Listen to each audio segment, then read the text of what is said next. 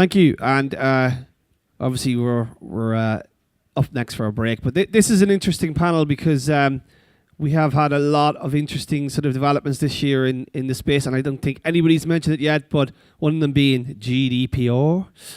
First time of the day. But before we jump into the conversation, just briefly introduce yourself, and then we'll get stuck into the conversation. Yeah, sure. Hi guys, I'm Sunil. I head performance and programmatic for iProspect in the region. Lastly, we are data-driven, provide solutions to clients. We started off as a search agency about 20 years ago, but it's been evolved really well. It's more about holistic solutions, all customer-led, and I think it's largely on business outcomes as well. Hi, I'm Josephine from McDonald's. I'm part of the media team that's based in Singapore as part of the global marketing organization. In what I do, I focus a lot on digital, especially data and technology, in working with our markets across over 100 regions, countries. Hi, I'm Kevin from MIQ.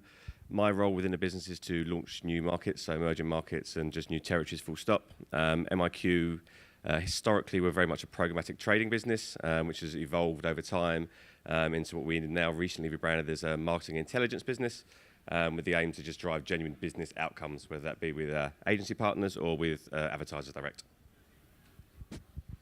Hi, my name is Alex Sibois. I manage Lotami in APAC. So we're a data services company.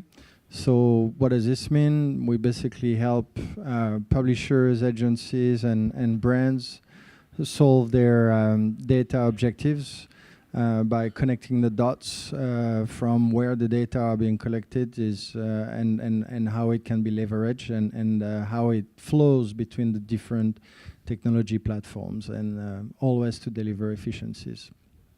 So, lady and gentlemen, this has been a pivotal year for our industry.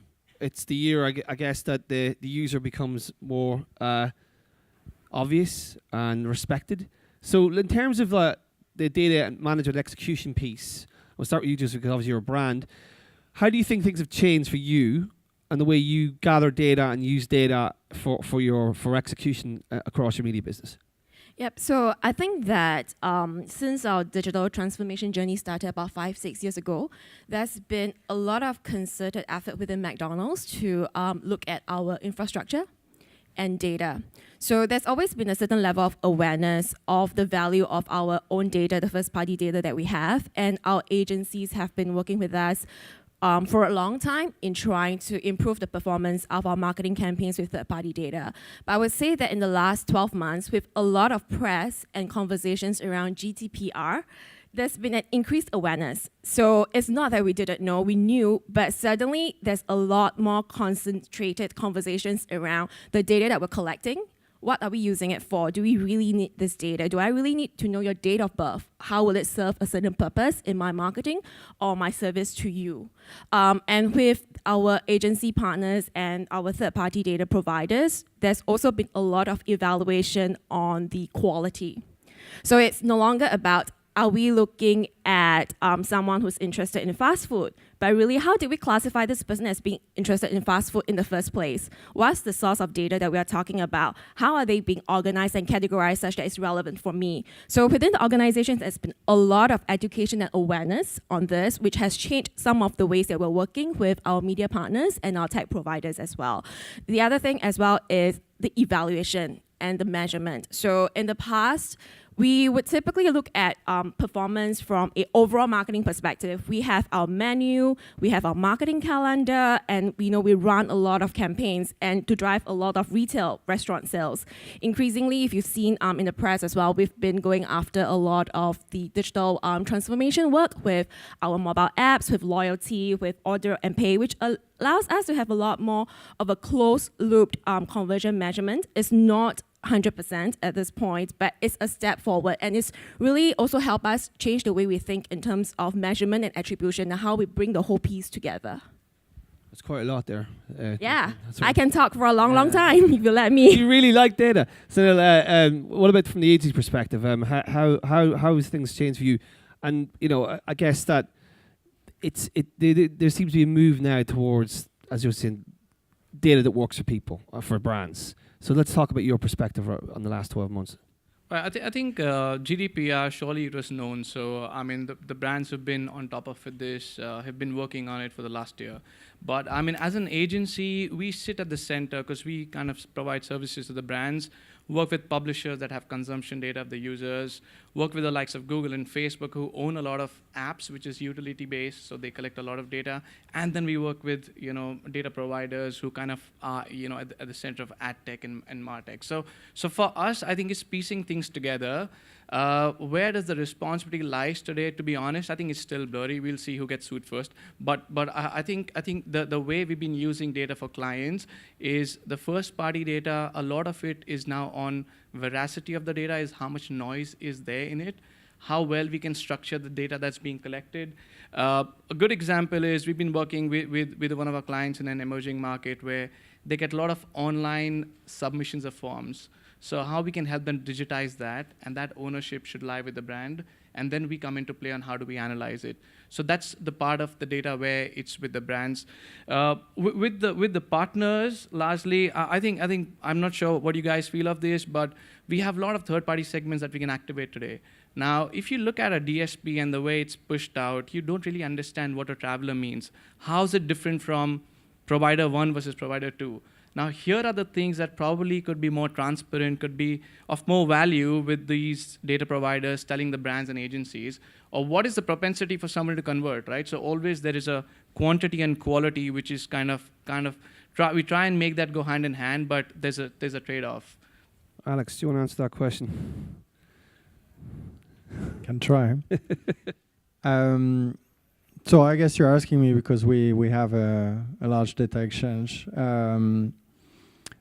I mean, the conversion is different from one user to another one, also very different from one brand to another one, and within that brand from one business unit to another one. So if the question is why do data providers don't provide more granular audiences that fit specific objectives, I think it's probably way too complex considering the diversity of requests and expectation from the market.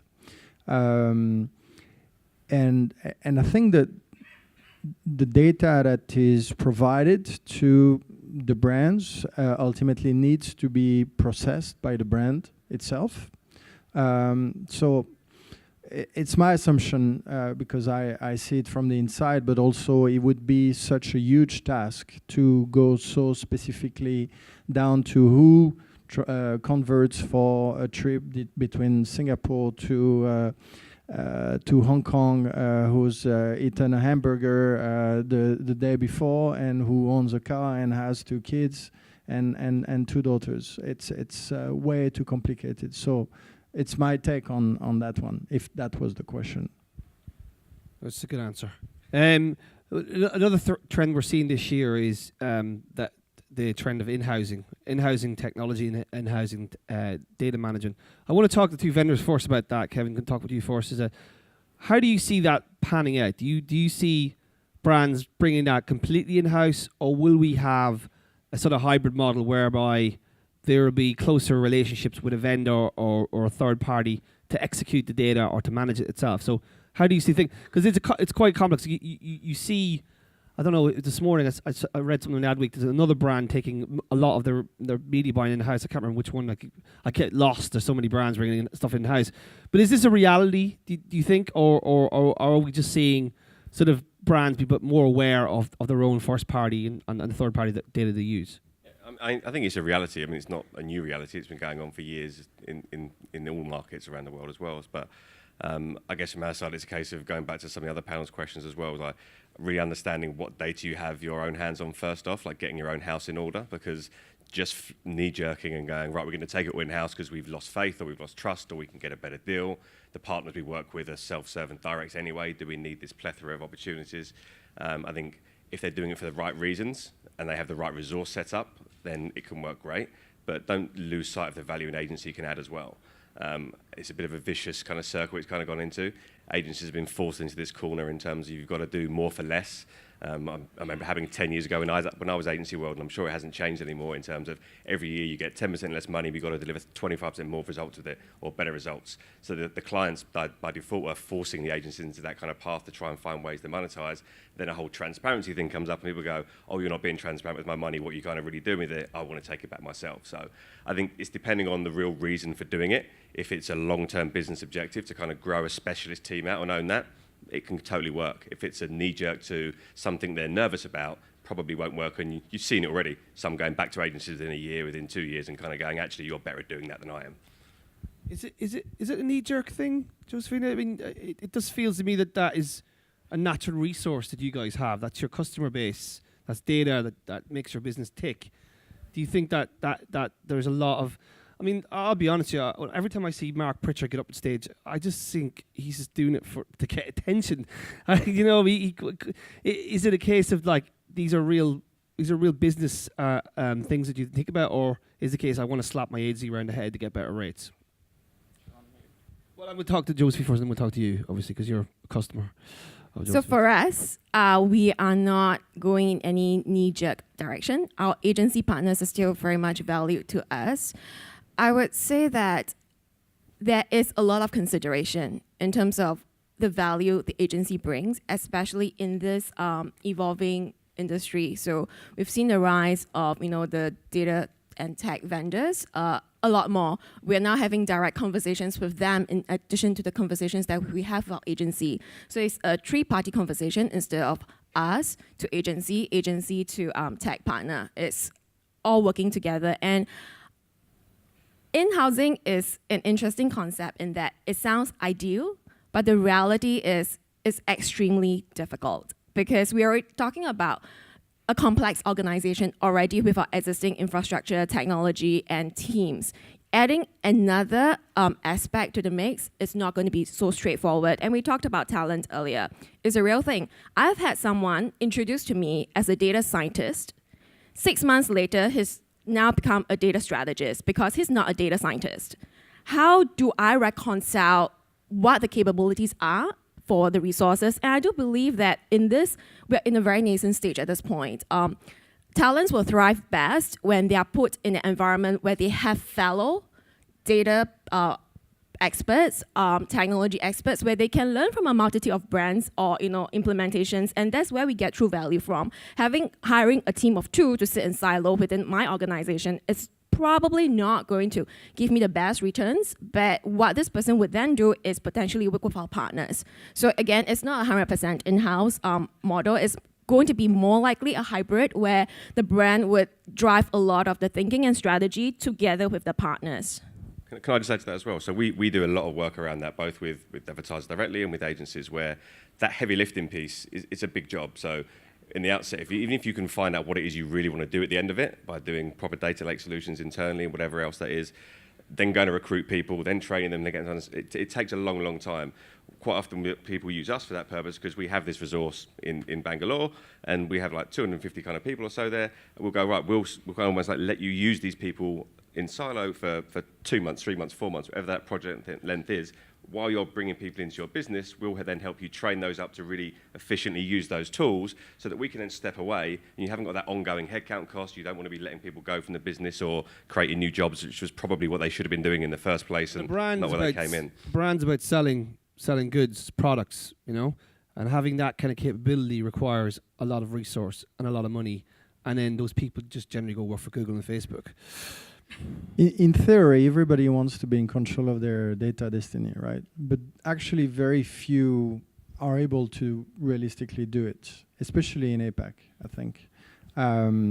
So it's not a reality today because there are very, very few brands who actually do it. If you look at McDonald's, they have a fantastic relationship with OMD, and that teamwork works really well, but it's very unusual.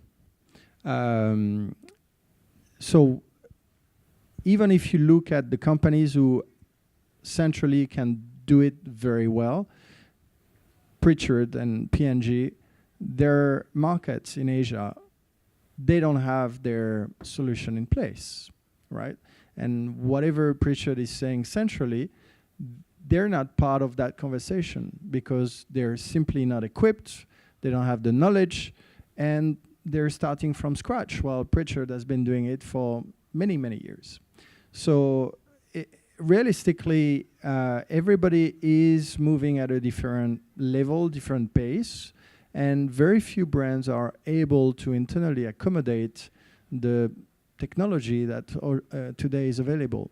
And on top of it, there is another thing is, especially with people who don't really know, is they always want to have sophisticated solution, but their actual needs are very basic. And they have a hard time to comprehend that initially they need to have a very basic solution as opposed to getting the Rolls-Royce in whatever technology. And it's often a conflict between the agency, the tech vendor, and the brand who is looking at something, but actually they're not understanding exactly what their needs are. So a lot of work needs to be done. Today, having conversations with brands to talk about data is never an issue. But the challenge is to understand when you can actually execute on a project. This year, I think, is a very good year compared to the years before, where it was very theoretical and nothing was happening. Why is this year different from other years then? I think a number of people have been evangelizing and spending a lot of time explaining how things work. That helps. Also, I think we're in probably a second cycle of some brands having tried different vendors and different services, and now they know better and they built on it, or they decide to change for different reasons. So it's progressing slowly in the right direction, but there is still a lot of work. And when you run a brand across many, many different markets just in APAC, every single market is moving at a different pace, and you need to also accommodate for that. So there's been much discussion this year about the death of the agency, the death of the holding group, the death of Martin Sorrell. Oh, he's not dead, obviously, but his career is. But just a little joke there. Obviously, he's not dead at all.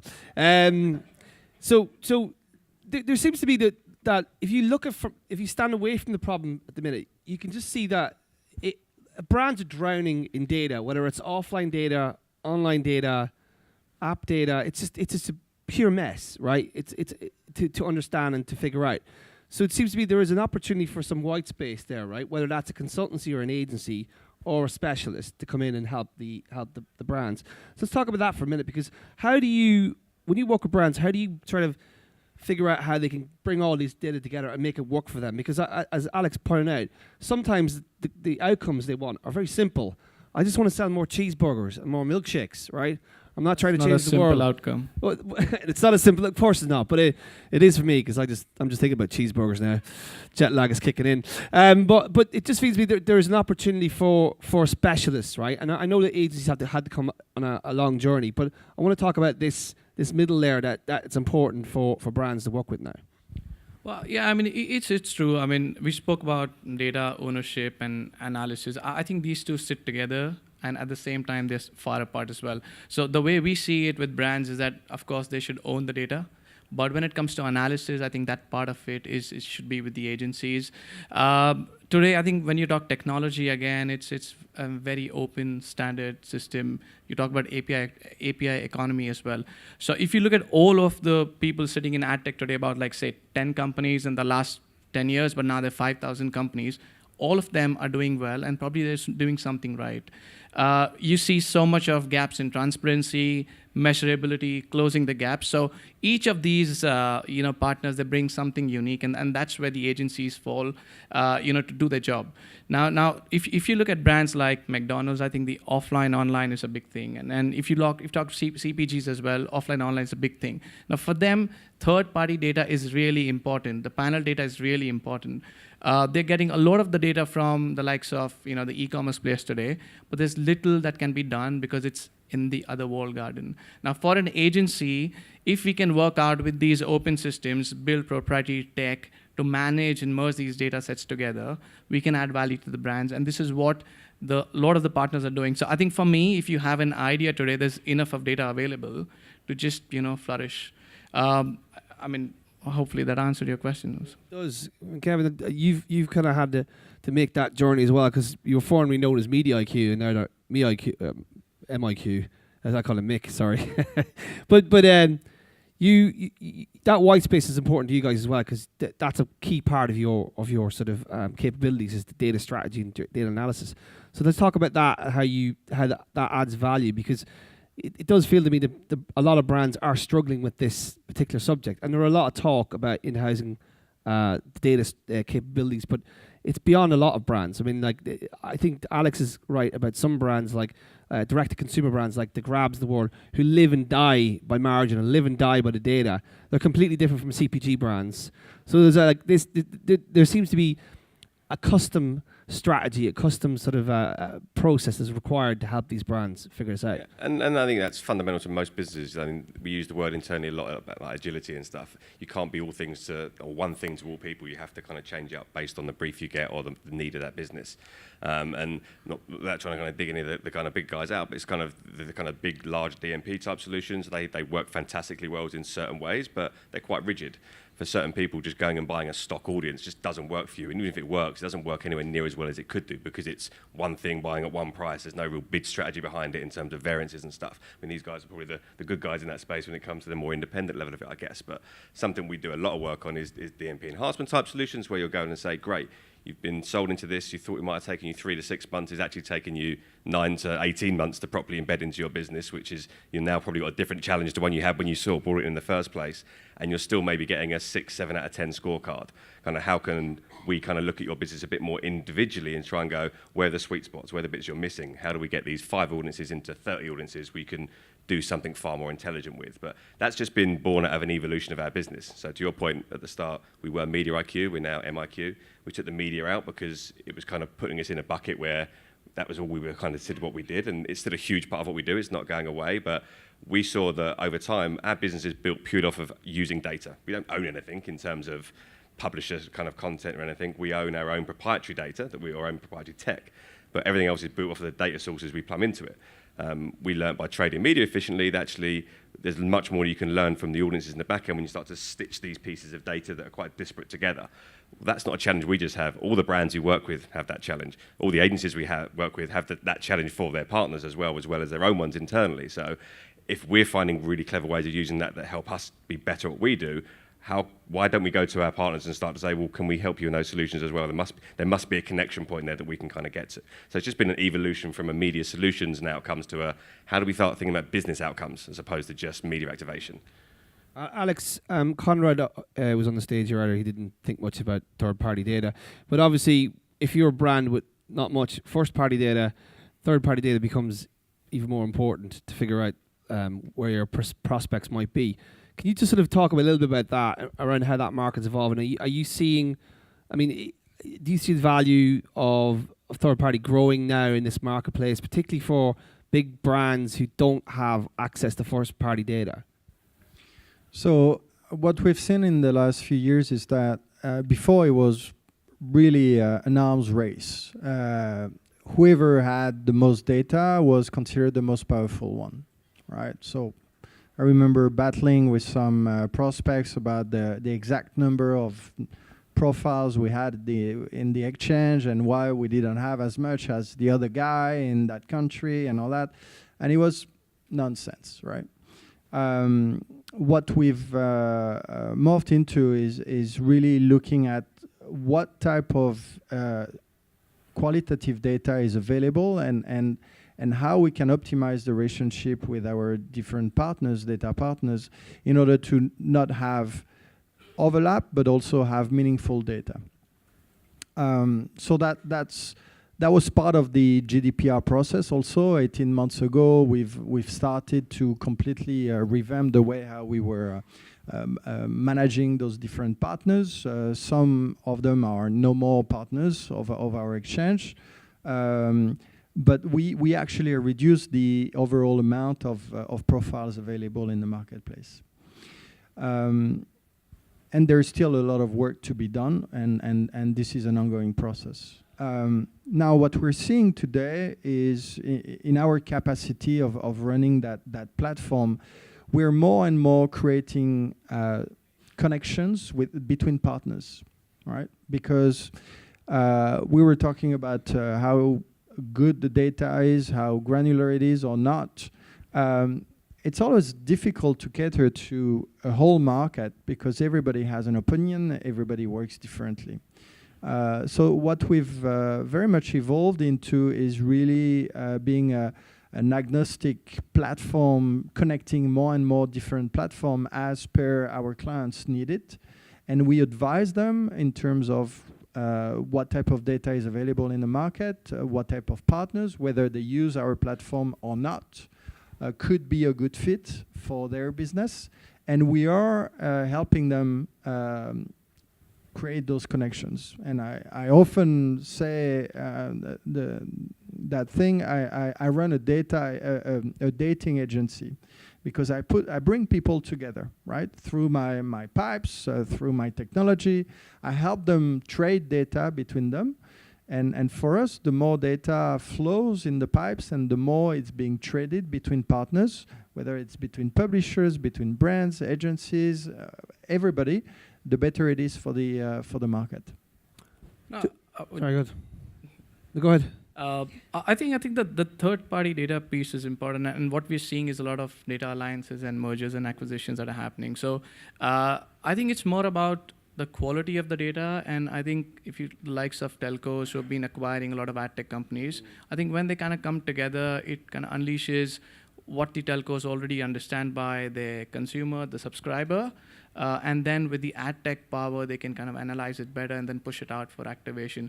So I mean, we work with some of the partners who have the mix of the two. I think Singtel has acquired one. Teach was acquired by, I think, Altec last year. So I mean, if you look at the marriage of these two, ATT buying AppNexus. Looking to, yeah. So, so I think if you combine these two, then I think we can unleash the power of third-party data a little more, because I think then the preciseness and the quality increases a bit more. Yeah, it's a great trend. Now, realistically, and we work with telcos, and we've also in the past tried to do big things with some specific telcos.